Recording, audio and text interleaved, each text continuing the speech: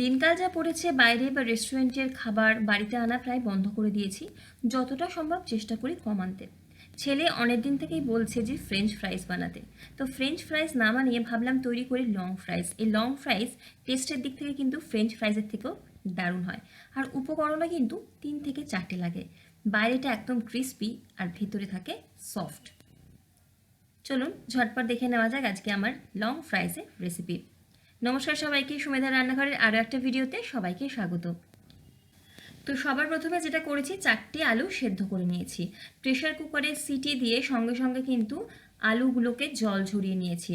গরম জলের মধ্যে সেদ্ধ করা আলু অনেকক্ষণ থাকলে আলুর মধ্যে একটা জল জলে ব্যাপার চলে আসে, যার ফলে কিন্তু ফ্রাইসগুলো খেতে ভালো হবে না। সেদ্ধ আলুর খোসা ছাড়িয়ে নিয়েছি আর কিছুটা ধনে পাতা কুচি করে নিয়েছি। ধনে পাতাটাকে ভালো মতো ধুয়ে নিয়ে কুচিটা করে রাখলাম। এবারে একটা পাত্র নিয়েছি। গ্রেটারের সবচেয়ে ছোট যে অংশটা, সেটা দিয়ে আমাদের গ্রেট করে নিতে হবে। আমি গ্রেট করে নিচ্ছি আলুগুলো, এতে অনেক বেশি মসৃণ হয়। চাইলে স্ম্যাশার দিয়ে ম্যাশ করে নিতে পারেন বা হাত দিয়েও মেখে নিতে পারেন। আমরা যেভাবে আলু ভাতে মাখি, তবে এভাবে গ্রেট করে নিলে খুব মসৃণ, একদম স্মুথ হয়। 4টি আলু গ্রেট করে নিয়েছি। এবারে আমি এখানে 2টো রসুনের কোয়া রেখেছি খোসা ছাড়িয়ে, সেই রসুনের কোয়া দুটো গ্রেট করে দেব। রসুনের কোয়াটা অপশনাল, দিলে খুব ভালো ফ্লেভার আসে। যদি নিরামিষ করতে চান তো রসুনটা বাদ দিয়ে দেবেন। 2টো রসুনই গ্রেট করে নিয়েছি। এর মধ্যে দিয়ে দেবো স্বাদ মতো নুন। আমি মোটামুটি হাফ চা চামচের একটু বেশি নুন ব্যবহার করছি। যে আলু চারটে ব্যবহার করছি সেটা কিন্তু সাইজে একটু ছোটোই বলা যেতে পারে। এর মধ্যে দিয়ে দেবো হাফ চা চামচের একটু বেশি গোলমরিচের গুঁড়ো। যদি অনেক ছোট বাচ্চা খায়, গোলমরিচটাকে স্কিপ করে দিতে পারেন। আমি দিচ্ছি হাফ চা চামচের একটু বেশি। গোলমরিচটা কিন্তু খুব ভালো লাগে। আর এখানে দিয়ে দেবো আমি অল্প একটুখানি ধনে পাতা কুচি। ধনে পাতাটা দেবেন, বেশ ভালো লাগে। আর যদি না থাকে বাড়িতে বা ইচ্ছে না হয়, স্কিপ করতে পারেন। আর অল্প একটু দেবো মিক্সড হার্বস বা অরিগ্যানো, যেটাই থাকবে বাড়িতে সেটাই। আর যদি না থাকে নাই দিতে পারেন। ধনে পাতা, রসুন, নুন, ব্যাস এটুকু দিলেই, গোলমরিচ এটুকু দিলেই কিন্তু হবে। 1/4 কাপ কর্নফ্লাওয়ার বা অ্যারারুট রেখেছি, অল্প অল্প করে দেবো। আর 1 চা চামচ সাদা তেল দেবো। দিয়ে ভালো মতো সমস্ত কিছুকে মেখে নেব, একটা ডোয়ের মতো করে নেব। কর্নফ্লাওয়ার বা অ্যারারুটটা দিচ্ছি বাইন্ডিংয়ের জন্যে, যাতে ভাজার সময় তেলে ছিটকে না যায় বা ভেঙে না যায়। যদি মনে হয় আরেকটু দরকার, কর্নফ্লাওয়ার বা অ্যারারুট অ্যাড করতে পারেন, তবে যত সম্ভব কম ব্যবহার করাই ভালো।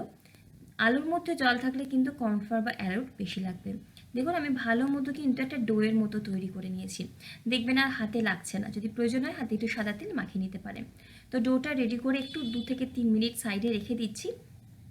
আমি 1/4 কাপ কর্নফ্লাওয়ার বা অ্যারারুট নিয়েছিলাম, আমার কিন্তু 1 চামচ মতো থেকে গেছে, পুরোটা কিন্তু লাগেনি। আর এখানে কিন্তু ডোটা একদম রেডি আছে। এই ডোটা কিন্তু একটু ননস্টিকি হবে, হাতে যেন না লেগে যায়। যদি মনে হয় হাতে লেগে যাচ্ছে, আর একটু কর্নফ্লাওয়ার অ্যাড করে নেবেন। এবারে আমি এরকম একটা তেলের যে প্যাকেটগুলো হয় সেটা নিয়েছি। এটা মোটামুটি সবার কাছেই অ্যাভেলেবেল থাকে।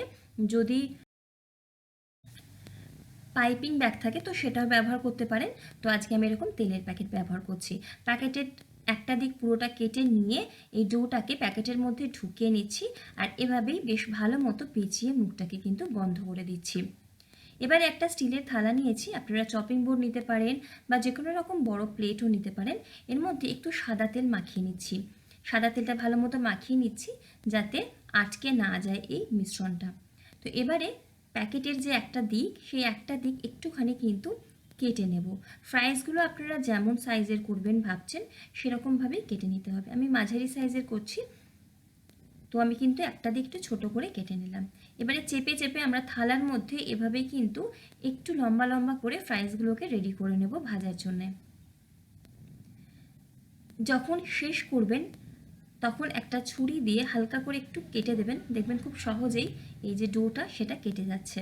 আপনারা চাইলে চপিং বোর্ডে পার্চমেন্ট পেপারের উপরে ডোটাকে রেখে আরেকটা পার্চমেন্ট পেপার রেখে তারপরে হালকা হাতে বেলে নিয়েও লম্বা লম্বা করে এরকম কেটে নিতে পারেন। একই হয়, যেরমভাবে সুবিধা হয় সেরমভাবেই ফ্রাইসগুলো ভাজার জন্য রেডি করে নেব। তো লাস্টে অল্প একটু মিশ্রণ ছিল, 2টো ছোটো ছোটো বল রেডি করে নিলাম। এবারে কি করতে হবে, আমাদের ফ্রিজে রেখে দিতে হবে, নর্মাল ফ্রিজে 1/2 ঘন্টা থেকে 40 মিনিট, যাতে একটু সেট হয়ে যায়। কড়াইতে বেশ কিছুটা সাদা তেল গরম করে নিয়েছি, একটু বেশি তেল নিয়েছি। তেলটাকে কিন্তু ভালো মতো গরম করে নিতে হবে এবং একে একে ফ্রাইসগুলো ভাজার জন্য ছেড়ে দেব। আমি খুব বেশি নিচ্ছি না, একসাথে, কারণ একটার সাথে একটা গায়ে লেগে যেতে পারে। প্রথম দিকেই খুব নাড়াচাড়া করার দরকার নেই। যখন দেখবেন যে একটুখানি সেট হয়ে গেছে, তখন খুন্তি দিয়ে এরকম হালকা হাতে নাড়াচাড়া করে দিয়ে একটার সাথে একটা যে আটকে গেছে সেগুলোকে কিন্তু ছাড়িয়ে ফেলবো। সেট হয়ে যাওয়ার পরেই কিন্তু এই কাজটা করব, তাহলে খুব সুন্দরভাবে ছেড়ে যাবে। তারপরে মিডিয়াম ফ্লেমে রেখেই ভেজে নিতে হবে এরকম সোনালি করে। দেখুন খুব সুন্দরভাবে কিন্তু ভাজা হয়ে গেছে। আমি পাঁচটা পাঁচটা করেই ভাজছি, যেহেতু কড়াইতে ভাজছি। যদি আপনারা ফ্রাইং প্যানে ভাজেন জায়গাটা অনেক বেশি পাবেন, তো আর একটু বেশি ভাজতে পারেন। বাকি ফ্রাইসগুলো একই রকমভাবে ভেজে নেব। আমি সার্ভ করব আজকে হোমমেড টমেটো সস দিয়ে। এই রেসিপিটা আমার চ্যানেলে দেওয়া আছে, চাইলে দেখে নিতে পারেন। আমি দুটো বাচ্চার জন্য করছি, তাই খুব বেশি কিন্তু করিনি, তবে বড়দেরও খেতে কিন্তু খুব ভালো লাগবে। চলুন এবারে সার্ভ করা যাক আমাদের এই লং ফ্রাইস টমেটো সসের সাথে। সার্ভ করব কিন্তু গরম গরম। যদি মনে হয় ভেজে কিছুক্ষণ পরে সার্ভ করবেন, সেক্ষেত্রে সার্ভ করার আগে তেলটাকে ভালো মতো গরম করে মিডিয়াম টু হাই ফ্লেমে রেখে 30 সেকেন্ডের জন্য আরেকবার ফ্রাই করে নেবেন। দেখবেন একদম ক্রিস্পি হয়ে যাবে। তো আজকের ভিডিও এই অবধি, দেখা হচ্ছে পরের ভিডিওতে অন্য কোনো রেসিপি নিয়ে। একটা ফ্রাইস ভেঙে দেখাচ্ছি, বাইরে থেকে একদম ক্রিস্পি আর ভেতরে একদম সফট। ভিডিও ভালো লাগলে লাইক, কমেন্ট, শেয়ার, সাবস্ক্রাইব করে পাশে থাকবেন। সবাই ভালো থাকুন, সুস্থ থাকুন, হাসি খুশি থাকুন। আজকের মতো এখানেই। ধন্যবাদ সবাইকে। টাটা।